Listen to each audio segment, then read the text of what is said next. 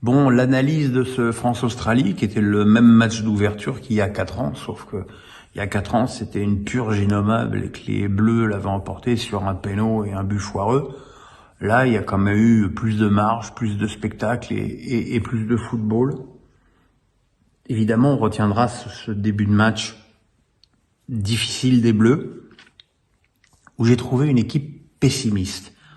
Une équipe qui se dit merde, on a plein de blessés, on est champion en titre, on va se faire sortir au premier tour. Enfin, une équipe inhibée par l'enjeu, alors que c'est qu'un premier match de premier tour face, encore une fois, à une opposition tout à fait à la portée des Bleus.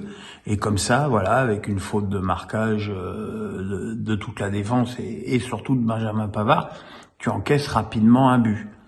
Et là, notamment grâce au coup de boutoir d'Mbappé et au calme de Rabiot, l'équipe de France s'est remis en marche.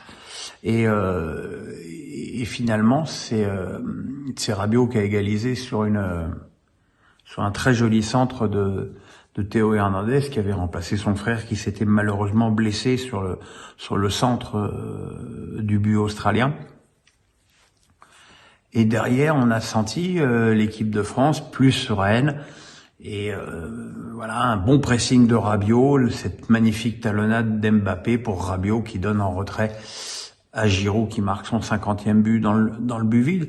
Et là, on se dit que les Bleus sont bien jusqu'à cette tête australienne sur le poteau qui vient de nulle part et qui confirme que défensivement, tout n'est pas encore au point.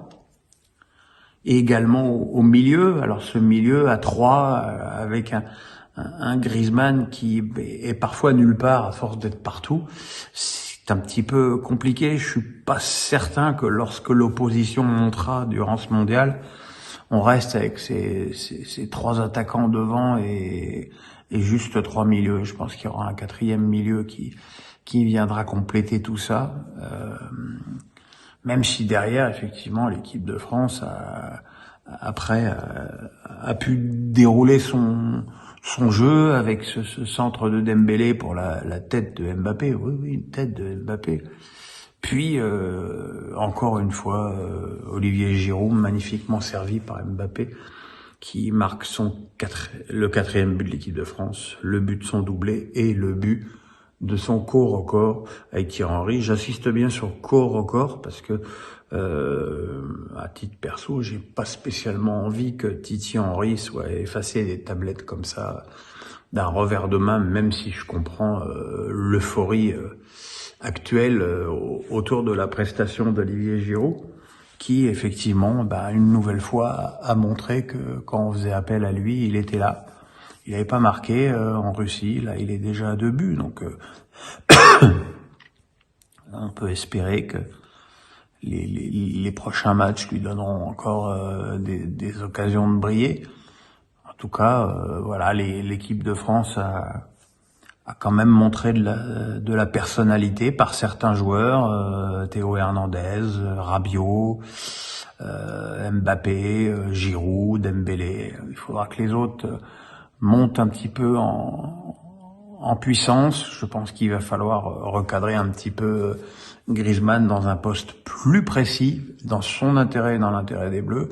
Je pense que Tchouaméni doit aussi être plus musculeux dans son jeu, pour paraphraser Aimé Jacquet, et que voilà, mais bon, globalement, on va pas faire la gueule. 4-1 pour un premier match, c'est quand même une belle performance qui place les Bleus en tête de leur groupe. Maintenant, voilà, attention, il y a le Danemark qui est pas une équipe qui nous réussit. Donc, l'équipe de France certainement a chassé pas mal de doutes durant ce match et va pouvoir appréhender les parties suivantes avec plus de confiance et plus de détermination.